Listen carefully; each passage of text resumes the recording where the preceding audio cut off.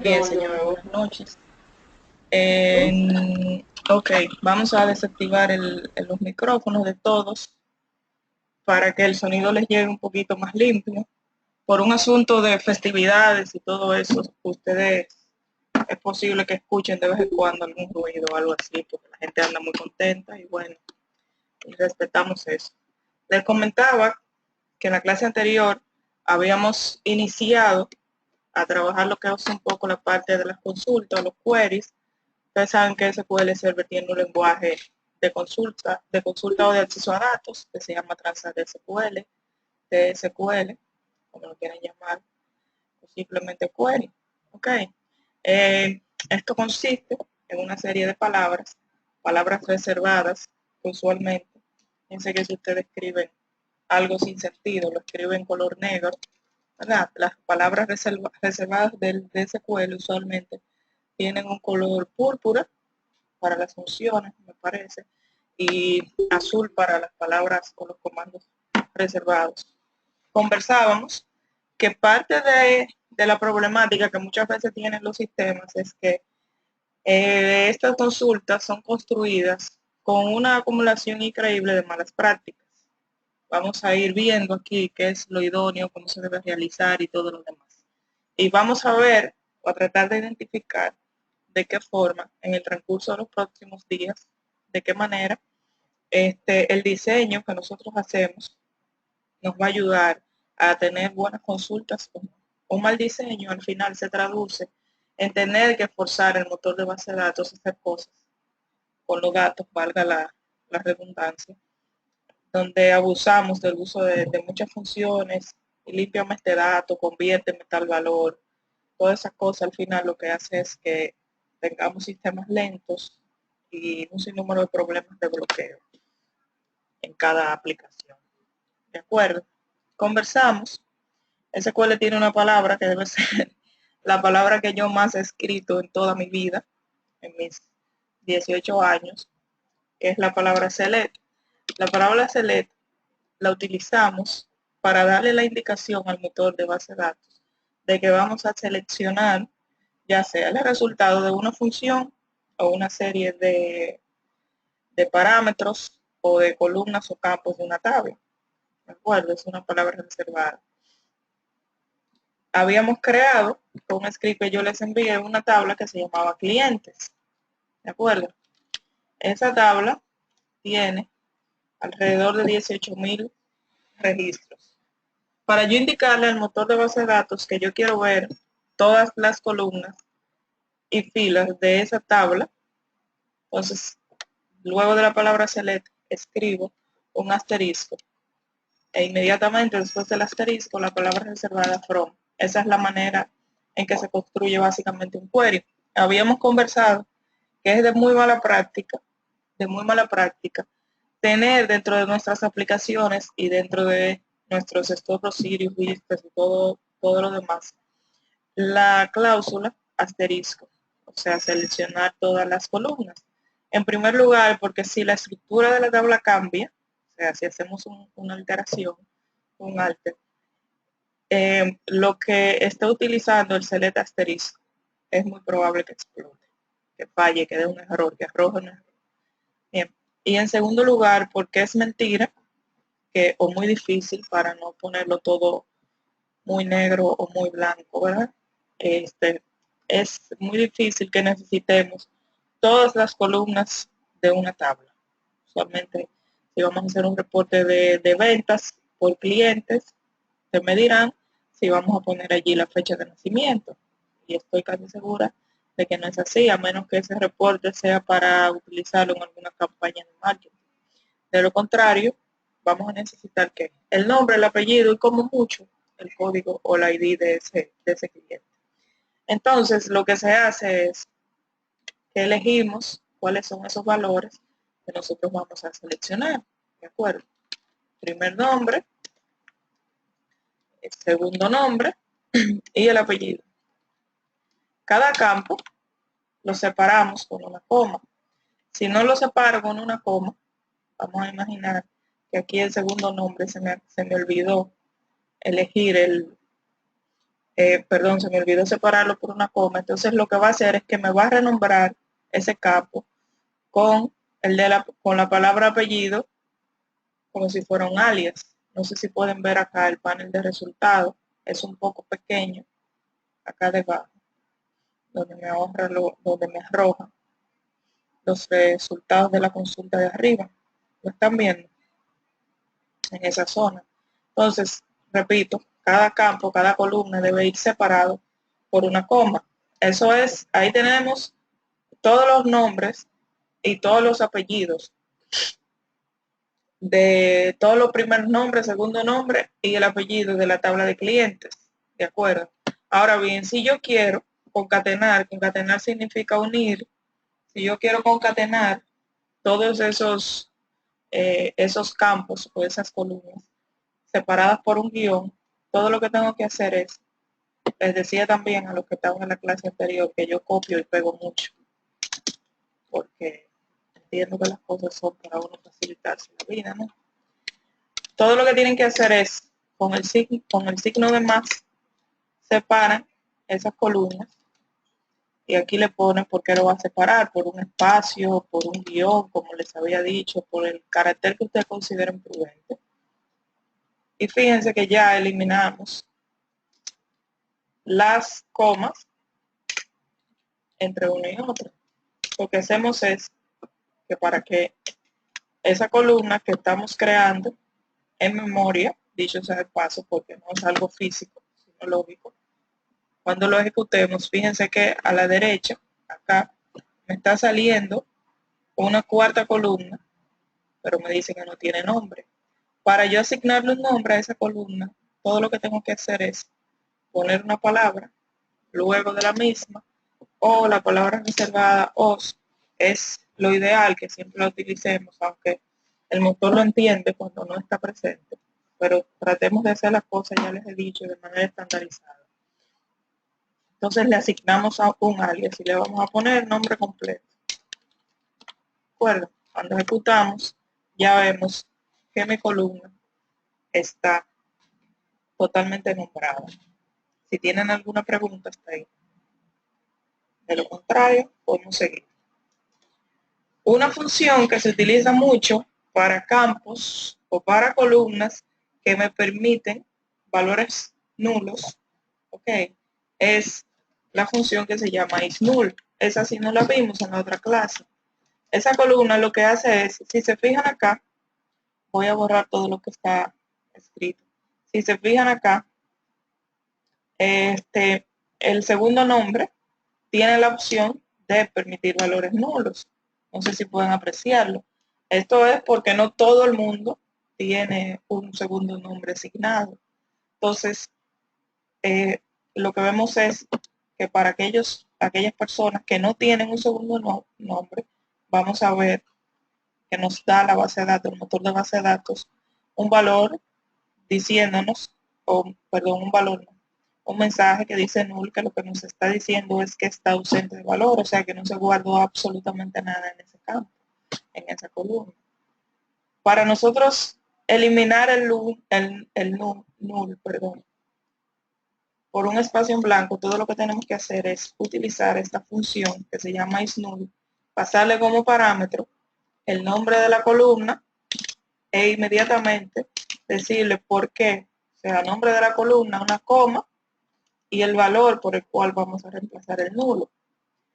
Les estoy explicando eso porque si se fijan, segundo nombre, si se fijan, donde concatené acá arriba, aquí, para los campos, para aquellas personas que no tienen un segundo nombre, entonces no me está concatenando, y aquí debería ser Rubén Torres. Lo que sucede es que cuando está dentro de una cadena de concatenación y se está utilizando un valor nulo, inmediatamente me devuelve un nulo en toda la cadena. ¿Les queda claro todo eso? Si ejecuto aquí, se darán cuenta que los que no tienen nulo, entonces me está enviando un espacio en blanco.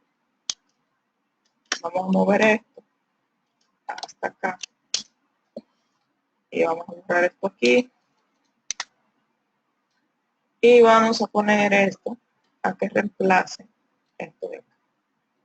Inmediatamente lo ejecutamos, fíjense que aunque no tenga ya un segundo nombre, sí me está saliendo bien la concatenación. Vamos a quitar los guiones, vamos a dejar únicamente un espacio en blanco. Si dentro de las comillas no ponemos un espacio en blanco, entonces lo que va a hacer es que lo va a juntar todo. ¿De acuerdo? Si pueden apreciarlo. Fíjense, John V, inmediatamente uno detrás del otro.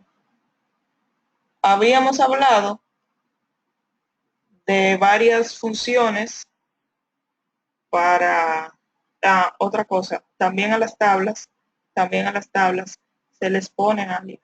O sea, si ustedes se quieren referir a clientes con la letra C, inmediatamente luego del nombre se ponen OC.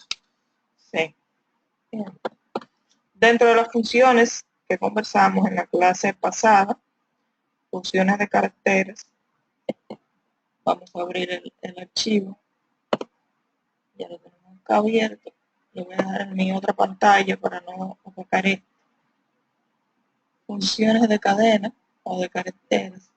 Habíamos visto, voy a ir inmediatamente a las más utilizadas, al menos las que yo más utilizo, para que no nos detengamos mucho tiempo en todo esto. ¿Okay? Habíamos conversado de LTrim y RTrim, que son funciones que lo que me hacen es suprimir espacios, a la izquierda de una cadena, prueba 1, ok, izquierda, y el RTrim hace exactamente lo contrario, o sea, me suprime espacios en blanco dentro de una cadena, pero en la parte derecha, ok. Donde vemos mucho la utilización, lamentablemente, de estas dos funciones, cuando creamos columnas o cadenas, o columnas o campos. Voy a tener esto. Ok, retomamos la grabación. Entonces, les decía que la utilización de estas dos funciones suelen utilizarse cuando declaramos campos o columnas con tipos de datos char. Y habíamos conversado del char. Si está declarado de 20, usted escribe una palabra de 5. No importa que únicamente tenga 5 caracteres, lo va a almacenar los 20. Ok. Ok, fíjate, el LTrim dice que lo explique de nuevo, que yo creo puse unos espacios en blanco ahí, luego de la comilla. No sé si lo ves. O sea, voy a copiar esto y lo voy a poner aquí. Vamos a crear otra columnita que diga prueba 1 y lo vamos a ejecutar. Si tú te fijas, lo voy a arrastrar aquí, que es lo que suelo hacer para que se aprecie mejor.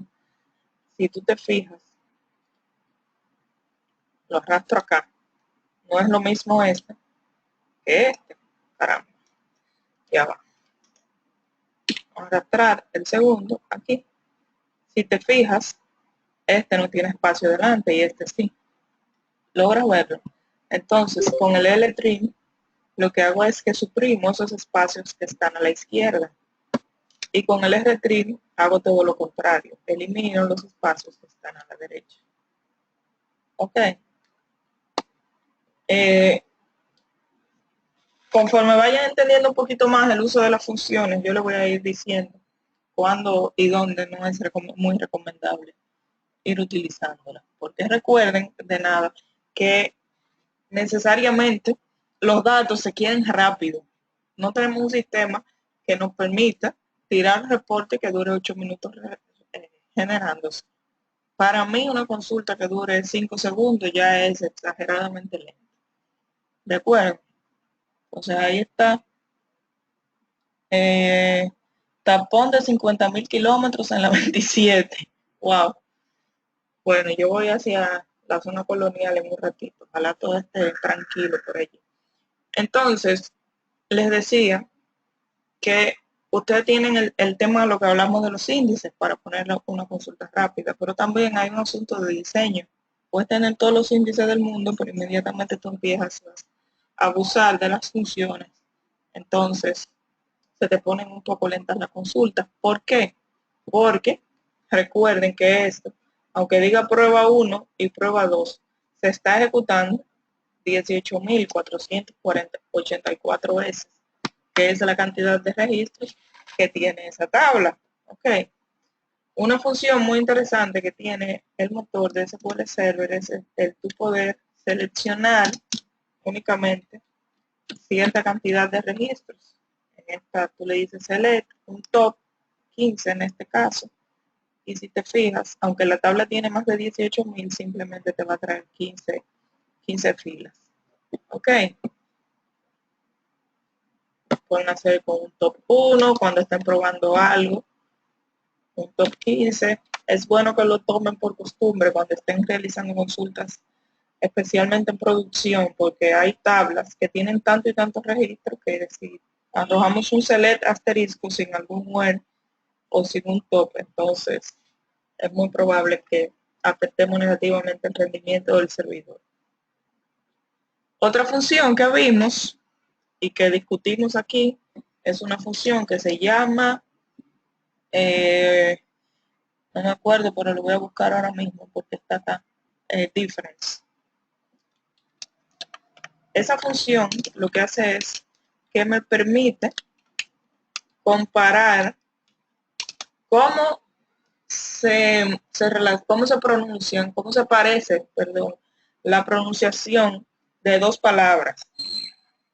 ¿Para qué se utiliza eso? Si usted está limpiando datos y hay personas que se apellidan Félix y algunos usuarios lo escribieron con una X y otros lo escribieron con una Z, entonces hacemos una comparación fonética, no una comparación eh, ortográfica, sino fonética, de dos textos para ver qué tanto se parecen en cuanto a su sonido cuando se pronuncian. Para eso utilizamos el difference, que va a recibir como parámetro dos resultados de otra función que se llama sounded. Les decía, vamos a poner Félix y el otro vamos a poner con Z. Ok. Les decía que esta función, aunque se las enseño, porque es necesario que ustedes sepan que existe o que en algún momento se les puede presentar la necesidad de comparar fonéticamente caracteres o palabras. Entonces, se las doy a conocer, pero tiene la dificultad, ahí me arrojo un 4, que funciona perfectamente para el idioma inglés. Les busqué en Google que hay un sinnúmero de algoritmos para comparación fonética en nuestro idioma, porque si utilizamos el difference, en el español lamentablemente no nos va a arrojar. Aquí sí, parece que se pronuncia muy similar en inglés estas dos palabras. Cuando suenan de manera exacta, les va a arrojar un 4 y conforme se van separando un sonido, o sea, suena más diferente, va bajando de 4 a 0, 4, 3, 2, 1, 0, significando el 3, que más o menos suenan similar, pero no idéntico, y así hasta llegar al mínimo. No sé si tienen eso muy claro. Si yo hago esto en español y pongo mi nombre con H y sin H, se supone que debería arrojarme un 4. Sin embargo, como el algoritmo está en inglés, me está arrojando un 3. La comparación fonética existe y a veces cuando estamos haciendo calidad de datos es necesario hacerlo. Ok. Conversábamos también de una función que se llama replace, que lo que hace es que me sustituye dentro de una cadena un valor por otro. Okay. Vamos a imaginar que nosotros tenemos una serie de clientes que nos hemos dado cuenta que viven, que se registraron, perdón, con su título militar delante, coronel fulano de tal. Ok. Y así tengo la base de datos llena, pero la palabra coronel no pertenece al nombre de la persona. Usted se llama fulano de tal, usted no se llama coronel. Coronel puede ser su función, o puede ser su cargo, lo que usted estudió, lo que sea, pero no es parte de su nombre. Entonces, en el campo nombre no deberíamos tener escrita la palabra coronel y no hemos ido dando cuenta de esas cosas.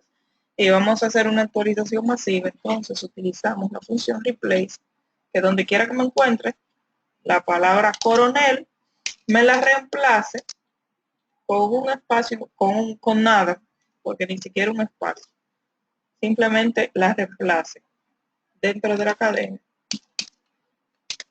New name. Ok. Sí, necesito 3 caracteres.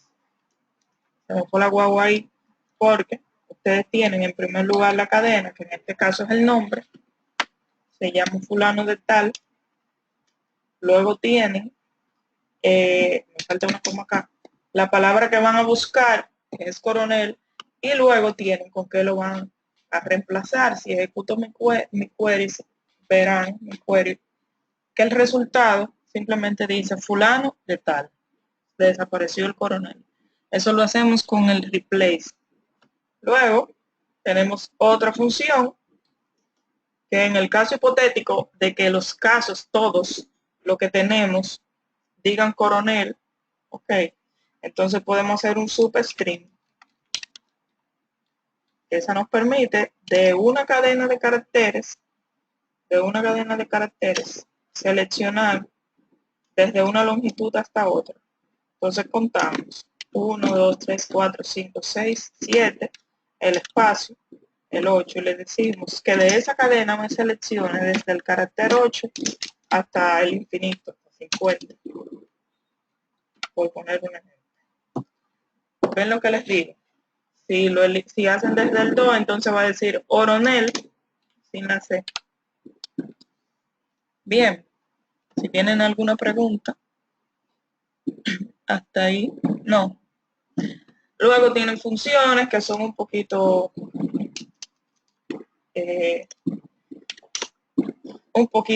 más fáciles, como entonces si hago eso me van a ver el resultado, ponerle un top 1, nada más, y vamos a bajar esto un poco.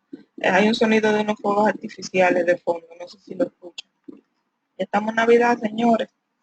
Entonces tengo el len, que lo que me hace es que me dice la cantidad de letras que tiene una cadena de caracteres. Vamos a poner nada más coronel para no contar mucho, que es, y lo pueden ustedes comprobar. Ok.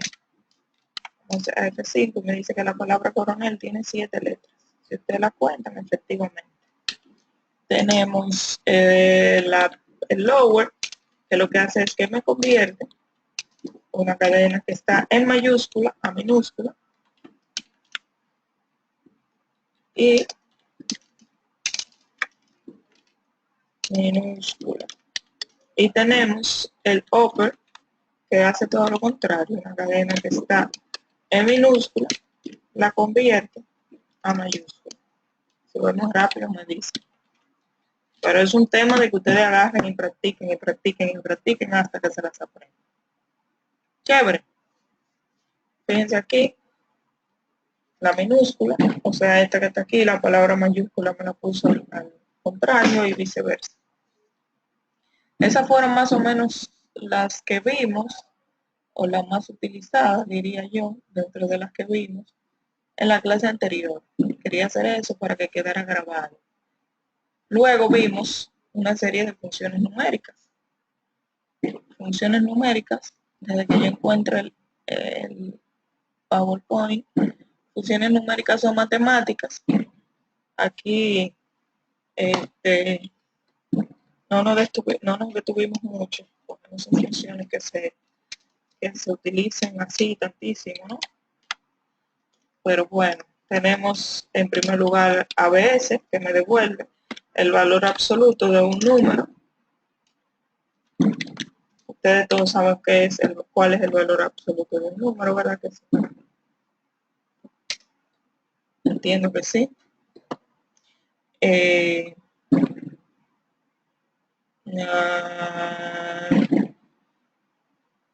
No, yo le voy a subir mejor eso porque no vamos a detenernos en ese tipo de funciones que usualmente todas reciben entre uno o dos parámetros. Les comenté en la clase anterior, sí, que la diferencia entre un procedimiento y una función es que una función siempre devuelve algún valor, devuelve algo. El procedimiento no siempre devuelve un valor, no necesariamente. El procedimiento puede utilizarse, un ejemplo, para calcular las moras de noche que se le van a cargar a los clientes que entran en mora ese día. Usted tiene un proceso a la 1 de la madrugada y se le va a cargar ese dato, entonces usted se crea un procedimiento. El procedimiento en ese caso no le va a devolver nada, simplemente va a hacer un cálculo y va a actualizar una tabla. En el caso de la asunción es totalmente diferente. Les recalco nuevamente que por cada registro de la tabla, el motor de base de datos va a ejecutar la consulta. O sea, si usted tiene dentro de la tabla clientes,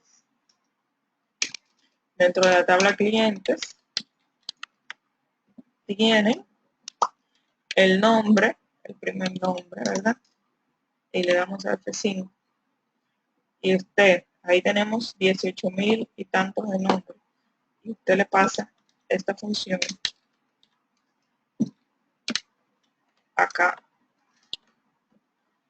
Él va a ejecutar esa función por cada registro o por cada row, por cada registro de la tabla.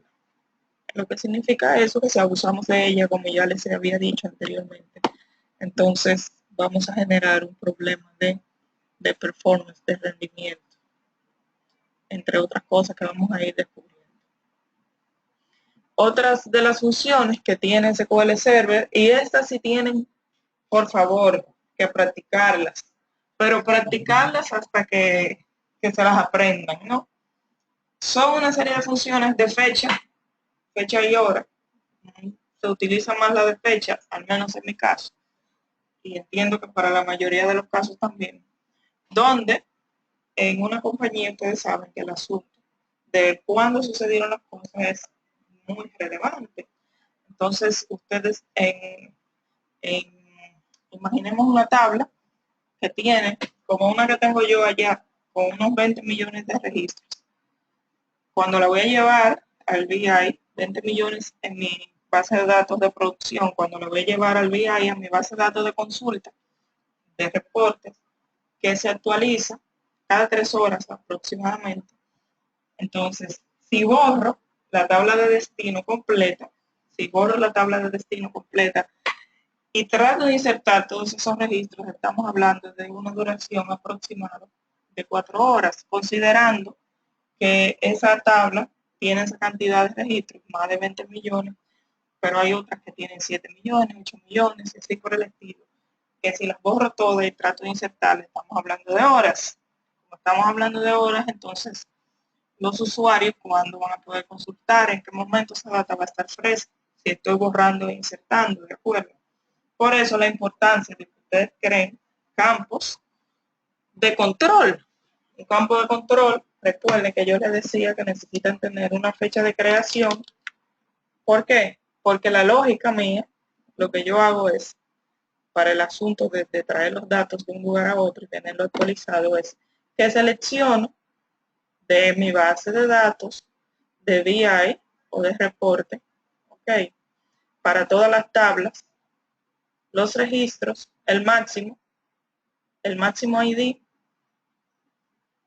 ok, y el máximo, última modificación, última fecha de modificación, con todo y hora, última fecha de modificación y último ID. ¿Qué es lo que me permite esto? Insertar aquellos. Entonces vengo aquí a mi base de datos de producción y busco todos los ID que son mayores al max ID. Ok, y lo inserto acá. Eso es para insertar. Para actualizar, entonces busco todos aquellos que su fecha de actualización aquí en producción sea mayor que esta. ¿De acuerdo? Eso me permite a mí identificar cuáles registros fueron actualizados y lo traigo para acá.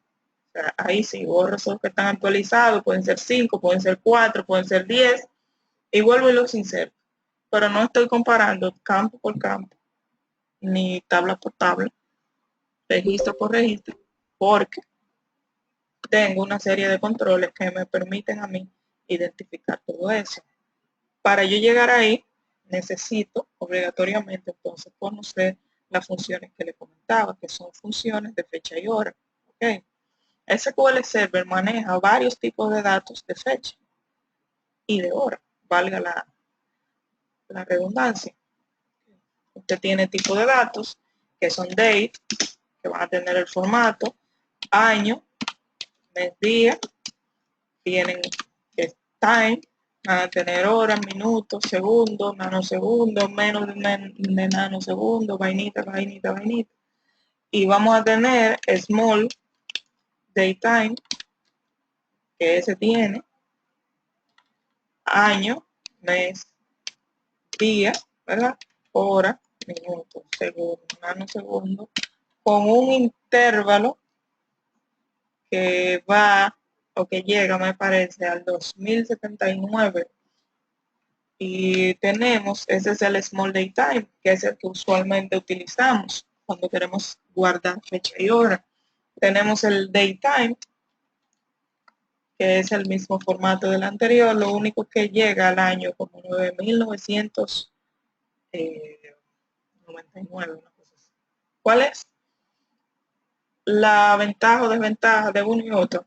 Este es utilizado generalmente para sistemas científicos, porque si estamos hablando con tipos de la NASA que tienen un megasistema, que están tratando de proyectar no sé qué cosa, entonces van a necesitar un rango de fecha que te permita, porque esa gente habla de miles de años como si nada, y ustedes lo saben, ¿de acuerdo? Ahora bien, te ocupa más espacio y las operaciones sobre ese tipo de datos son más lentas. ¿Ok? Tienen el small daytime, tienen una precisión a un segundo. Estos van bajando 0.033 segundos, o sea que te permite almacenar más información, pero con un retorno más lento y con un almacenamiento mayor. Bien, recuerden que cuando almacenamos y hacemos selección sobre los datos, estamos utilizando tanto disco como memoria. Si utilizamos tipo de datos que no necesitamos en ese momento, vamos a cargar el motor. Por eso, si van a guardar únicamente la fecha, utilicen el date. Si van a utilizar solamente horas, utilicen time. Y si necesitan una combinación de ambos, como para ver cuándo y en qué día y en qué hora se modificó o se insertó un registro, entonces utilicen datetime.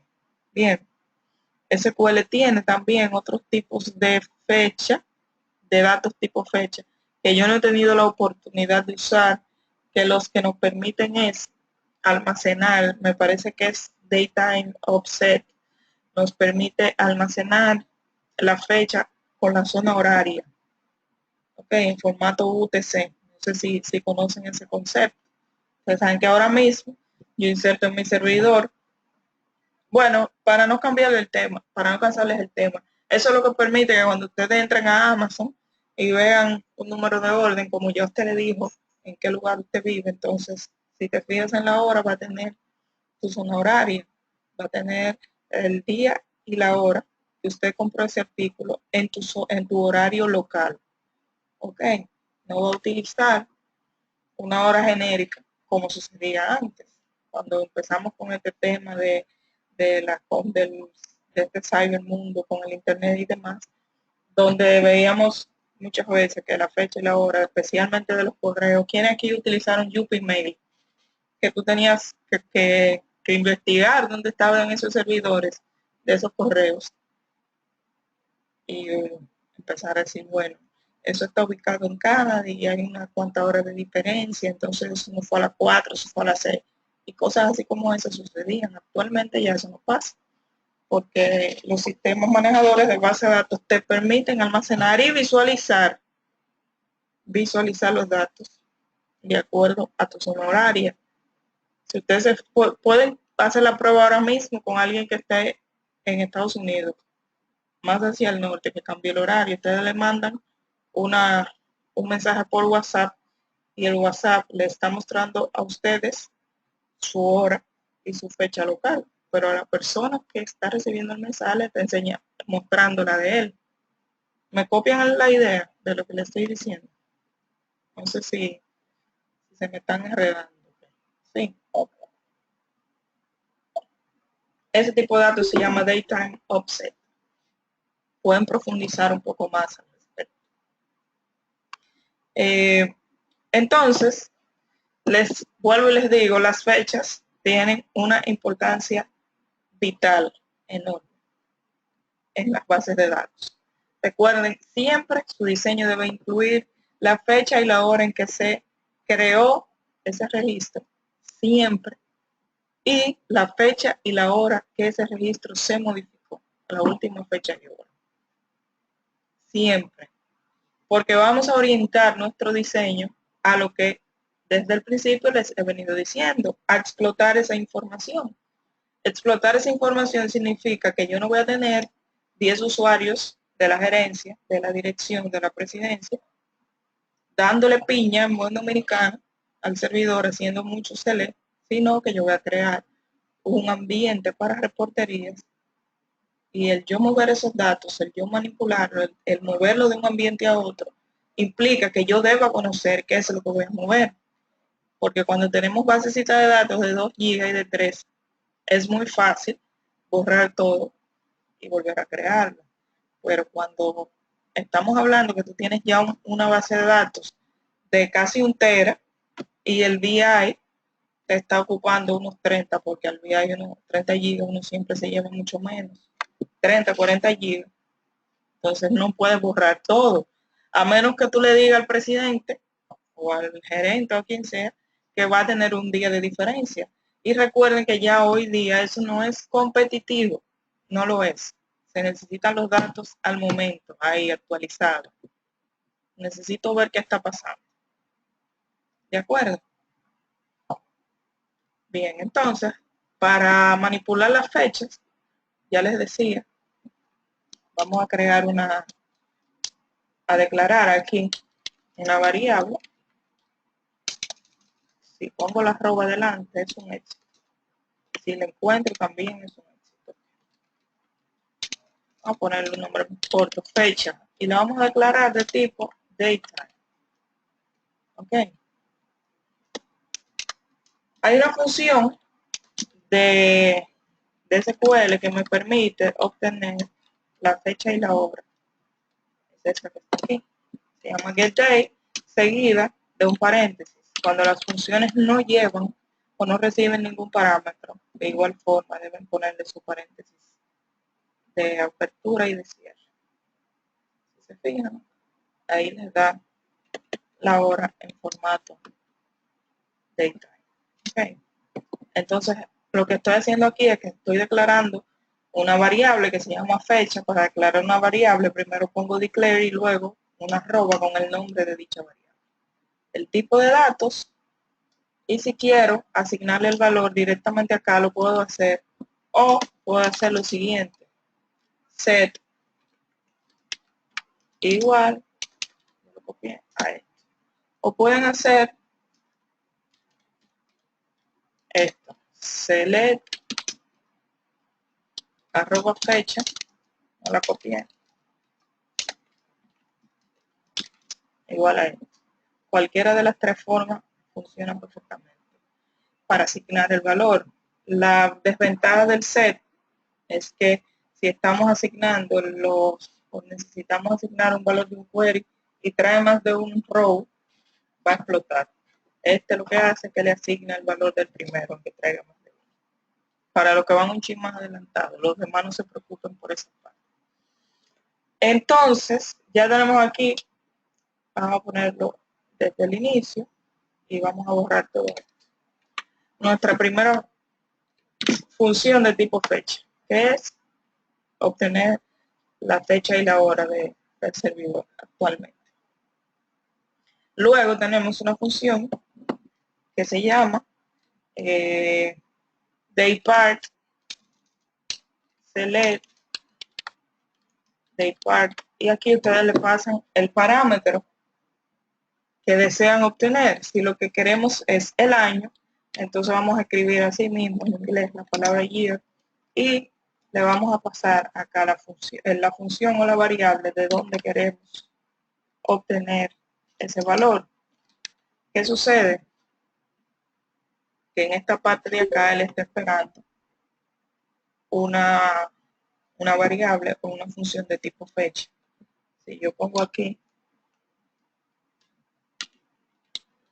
un valor cualquiera, ahí me va a dar necesariamente un error. Me está diciendo que falló la conversión entre el tipo de datos, fecha o tiempo, que eso es un string, que no invente. Entonces, si se fijan, voy a copiar el resultado acá. Ahí, con esa función, con ese daypart, tenemos el año. Ok. Luego, buenas noches, waiting for name. ¿Quién será waiting for name? Pero buenas noches. Luego tenemos, dentro del mismo daypart, una serie de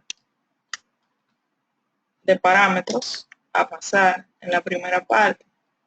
Hay uno que se llama quarter as.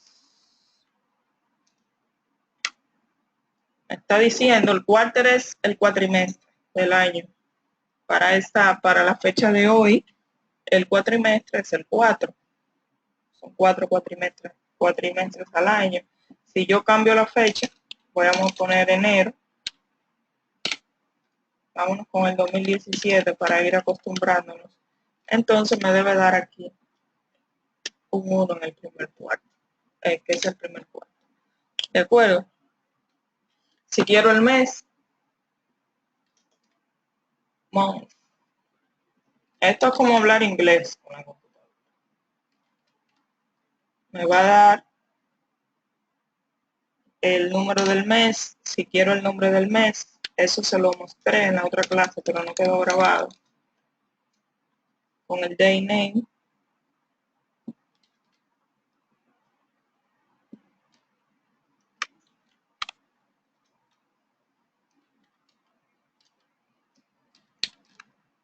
Va. Decía mi abuela, apresúrame despacio. Aquí me da December. Voy a reemplazar esto por esto.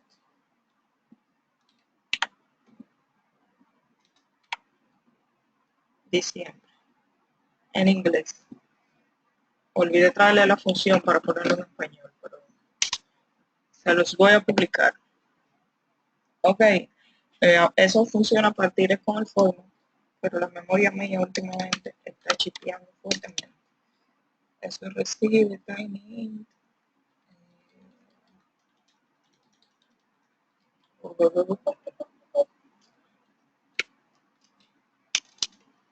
Yo me acordara, señor. Estoy pasando vergüenza. Yo creo que es así. Esto y luego el idioma. Queda grabado esto. X. Señora, miren, me acordé. Yo necesito un aplauso de pie ahora. Porque en serio, yo tengo una mala memoria para ciertas cosas. Ahí está. Si lo quieren en español. Caramba. Ahí está. Les decía que inicialmente eso necesitaba hacerse con un case. Case one. Ya en el 2012 insertaron gracias por el aplauso, insertaron esa función de formato. Y bueno, ahí la llevamos más fácil. Eso es el daypart. El daypart tiene aquí te pueden poner, voy a borrar todo esto. Todo. Me voy a quedar con esto. Aquí usted poner week. Aquí pueden poner weekday. Aquí pueden poner hora. Lástima que no se ve la hora de mi computadora. Aquí pueden poner minuto. Todo eso lo está obteniendo, señores, de esta fecha que está ahí. Ok. Stack Overflow, claro. No tengo Stack Overflow. Mira, tengo el chat. Déjame compartir la pantalla. Vamos a ver aquí. Screen, both screen. Aquí, los dos. Mira, tengo el chat. Lo ven los dos. Lo único es que si pongo las dos pantallas, no lo ven los dos monitores. No importa. Tengo el PPS, la presentación, que dije que no le iba a poner de este lado por comodidad. Y ahora me perdí. Aquí. Ahora sí, están viendo lo anterior, ¿verdad?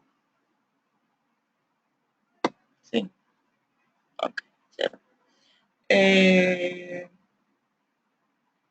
Otra función relacionada a fecha es el day-at y el day-diff. La de arriba lo que hace es que te suma, aquí dice en el intervalo, déjame ver si me acuerdo, esto yo no lo utilizo mucho, yo con un signo de más lo resuelvo.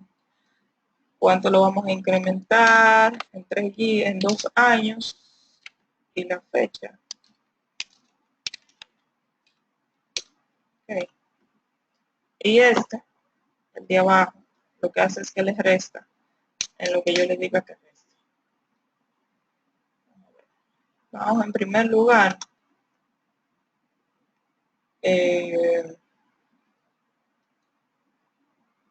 Arroba fecha, a mostrar la fecha.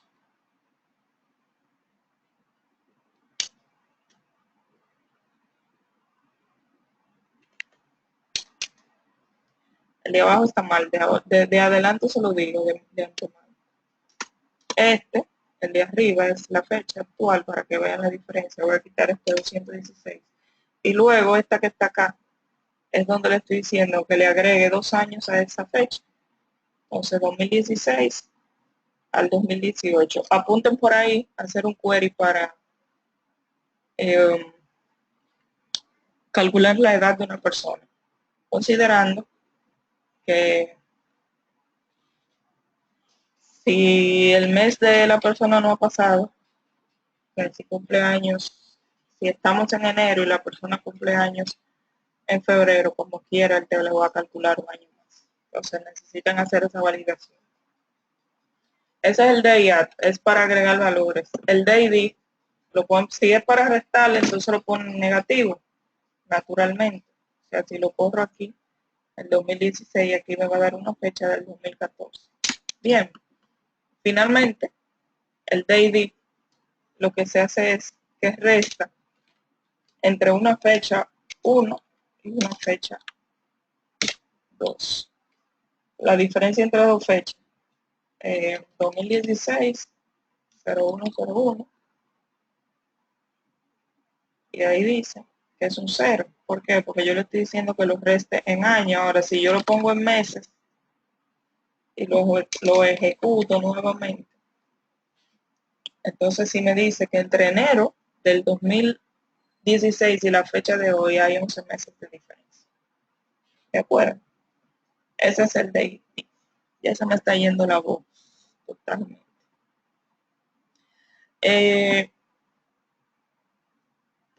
A ver, entiendo que ya esas son las funciones y más. Aquí yo les voy a compartir esos PRS para los que no estuvieron en la otra clase. Les recuerdo que eso no lo hice yo, lo hizo un colega que me los facilitó, que daba clase en el dominico conmigo de esa parte. Entonces, no podemos trabajar si algo está hecho, ¿verdad que no? Finalmente, para que tengan una idea, al inicio les decía que me iba a retirar más temprano porque me están esperando por un compromiso que no puedo aplazar. Pero en la próxima clase, vistas ya las funciones, vamos a empezar a hacer consultas utilizando, recuerden cuando hacíamos las relaciones entre dos tablas, mostrando consultas de otras tablas, haciendo cálculos y todo lo demás. ¿Alguien hizo la tarea? Sí, la teoría de conjuntos, señores. Esa imagen debe tener, sin temor a equivocarme, debe tener rodando por internet más de 8 años. Y más o menos de tiempo anda esa imagen conmigo por todos lados. Para todos los lados. Esa infografía que tienen ahí en la pantalla, lo que les está mostrando es que las bases de datos, como yo les decía al inicio, tienen su base, su fundamento, y así lo aprendí yo en la teoría de los conjuntos, en el álgebra relacional. ¿De acuerdo? No quiero que se vuelvan locos ahora pensando que yo les voy a dar funciones y todas esas cosas, porque los voy a poner a resolver ecuaciones. Pero sí es importante que ustedes traten de recordar que muchas veces cuando nos enseñan algo en la universidad o en el colegio y demás, tenemos la tendencia a desestimar esas cosas porque en nuestro pensar no lo vamos a necesitar más. Y hay cosas que, o la gran mayoría de las cosas, aunque no lo utilizamos de un modo directo, sí terminamos aplicando. Muchas personas preguntan, ¿qué tú has hecho con las ecuaciones lineales o con las ecuaciones del segundo grado y tal y todo lo demás? No lo aplicamos directamente, pero gracias a eso, aunque ustedes no lo creen, es que podemos desarrollar el pensamiento lógico que necesitamos para desarrollar esta carrera. ¿De acuerdo? Entonces, como profesionales, sí es bueno que a veces manejemos ciertos términos y que sepamos de dónde vienen las cosas. Yo puedo pararme aquí y explicarle qué es un join, cómo se relacionan dos tablas, cómo se aplica eso al diagrama entidad de relación que vimos y todo lo demás. Pero para mí es un plus que usted como buen técnico sepa de dónde vienen las cosas. Okay. Las relaciones o los joins para hacer queries entre dos o más tablas o vistas se basan, como les decía, en la teoría de conjunto. El join ideal es el que se supone que si usted tiene un buen diseño de base de datos vamos a estar utilizando más a menudo, es el que está en el centro, el inner join.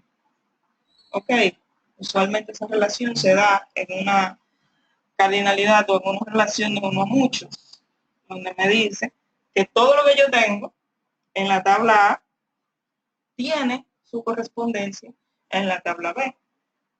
Es como cuando tenemos una tabla de una base de datos de universitarios, Si yo necesito ver quiénes están inscritos necesariamente, yo voy a tener para ese semestre todos los inscritos en el semestre, en ambos lados. O sea, voy a tener una correspondencia. Si yo hago un join de todas las personas que se inscribieron en enero, por dar un ejemplo, junto con las materias que esa persona cursaron, si alguien no me aparece, necesariamente quiere decir que no se inscribió. Ok. Pero si esa persona me aparece y me dice, o me está apareciendo sin ninguna materia o sin ninguna asignatura asociada, me está queriendo decir que tengo un mal diseño. Porque si usted se inscribió, ¿en qué carajo fue que se inscribió? ¿Cuál fue la materia que eligió? ¿Cuáles son las asignaturas que le corresponden? ¿Me doy a entender?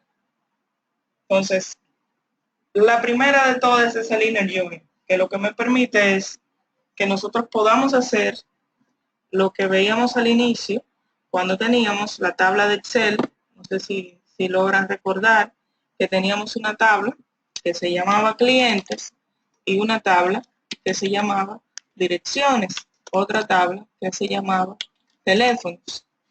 Se supone que todas las personas que vienen a mi negocio, o sea, todos los clientes, deben tener una dirección y deben tener un un teléfono. Entonces, la unión de esos tres a través de un join, si lo vemos en la imagen, entonces me va a dar esta parte que está aquí sombreada en rojo, la unión. Teoría de conjunto, sí, eso es lo mismo.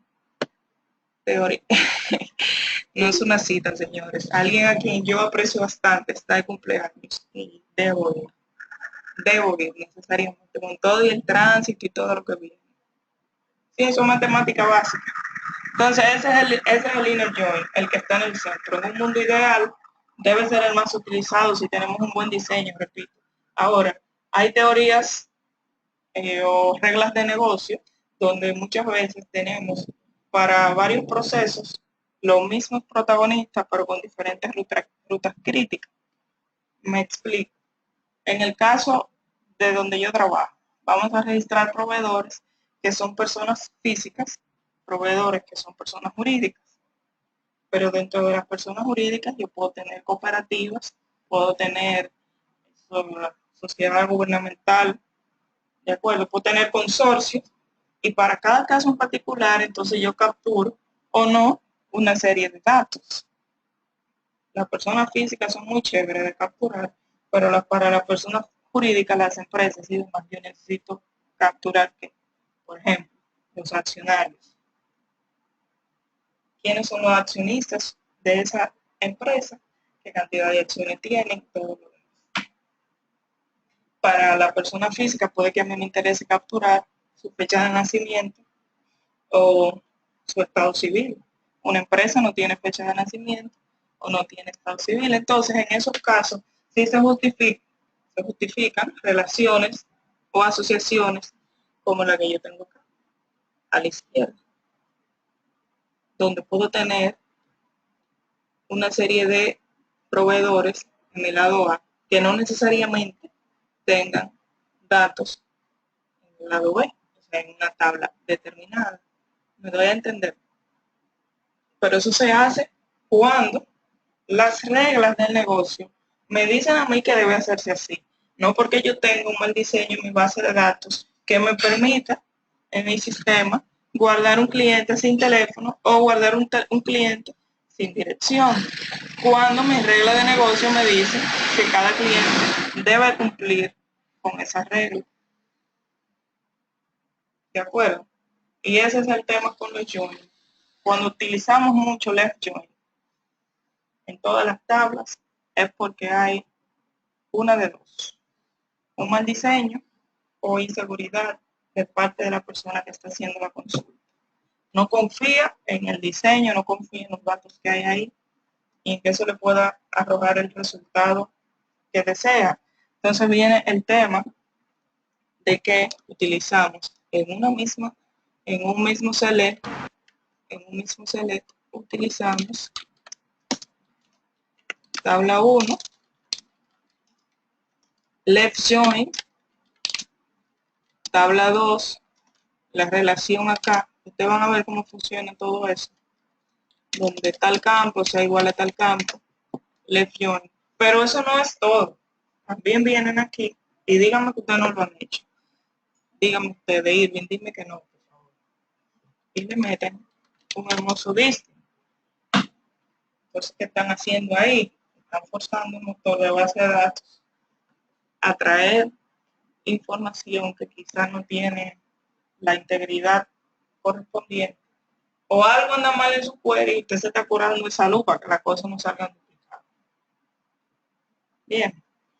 Entonces, esos son los diferentes, lo que ven en pantalla, pura teoría de conjuntos, relaciones, como la vamos a ver en el motor de base de datos.